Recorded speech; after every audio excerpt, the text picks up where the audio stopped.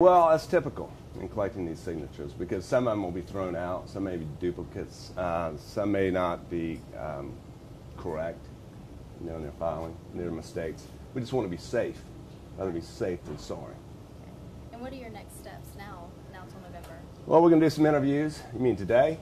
Today and moving forward. Well, we're going to be organizing. Starting a campaign is like starting a new business. There's a lot to be done. There's fundraising. There's messaging. There's, as you can tell, we need to work on the message. We need to go around, talk to various groups, and gain support, and garner support. Take the primary. Those people have been campaigning. They had the advantage of starting early. They've been campaigning a year, and we're just starting from scratch here. And so we got a lot to do in terms of building this organization. And you touched on it in there. How important do you think it is for voters to separate what they might have seen on television with what you bring professionally to the table? Well, like I say, the show portrayed me accurately, the good, the bad, the ugly. But it was in, I think, the weakest aspect of my life. In my personal life, it's always been sort of my Achilles heel. Where I'm strongest, I think, is in business, in the boardroom, and I've had a lot of accomplishment in that particular field. What big issues would you like to tackle first if you want to see? Well, we need to restructure our government. I believe in the original intent of the Constitution that government should have delegated, enumerated, and thus limited powers. And that's in the 10th Amendment. And if it's not enumerated in Article 1, Section 8, it's left to the states or to the people. Right. And they couldn't exercise those powers also if they were to violate the 9th Amendment, which are our rights. It says, these they have the Bill of Rights, but because we enumerate some rights, that in no way, denies or disparages all of our rights, too many to enumerate. Right. Then, of course, another break on the government's power was the welfare clause. Of course, they've turned that on its head. You can only do these certain powers that didn't violate our rights. And it also was to promote the general welfare, not for a special interest group. And also, they had the Commerce Clause, and all of this was turned on its head in the court packing scandal of 37. But I want the federal government to do less.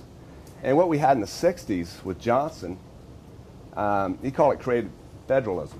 You got 800 grant and aid programs.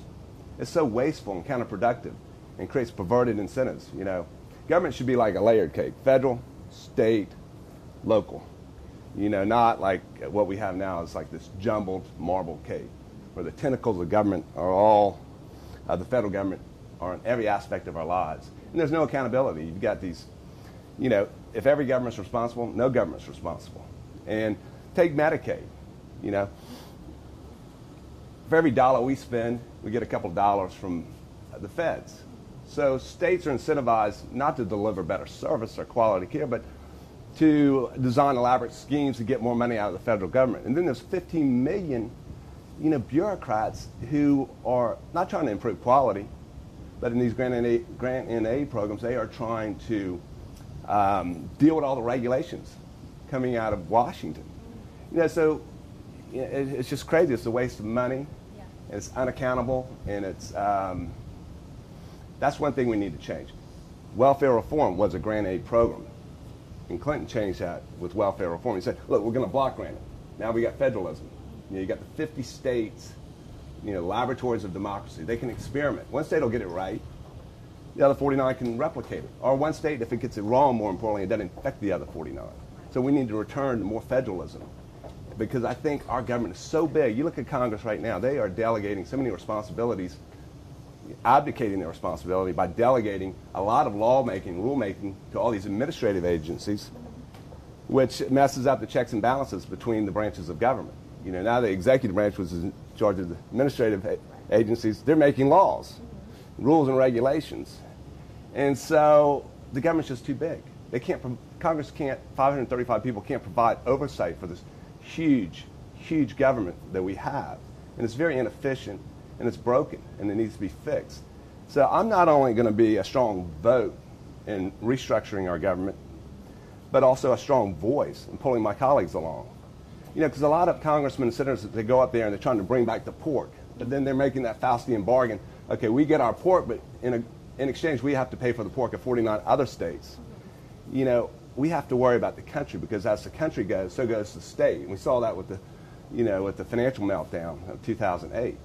So we can't just be concerned about South Carolina, but as a federal lawmaker, you have to worry about the country itself, because it affects everything we do at the state level. Right. And lastly, what would it mean to you to be a representative of South Carolina in the U.S. Senate? It'd be quite an honor. Yeah. It'd be very humbling. And I would take that responsibility very seriously, as I did as state treasurer. What I did in my personal life had no way affected the job I did as state treasurer. And you can just talk to anybody that's there that worked under me, and I'm sure they would second that. Yeah. Okay. Well, thank you. I'll give you time with others. Surely. Thank you very much. Thank you so much. I appreciate it. I know you gotta get in there, so I'll just put this really quickly.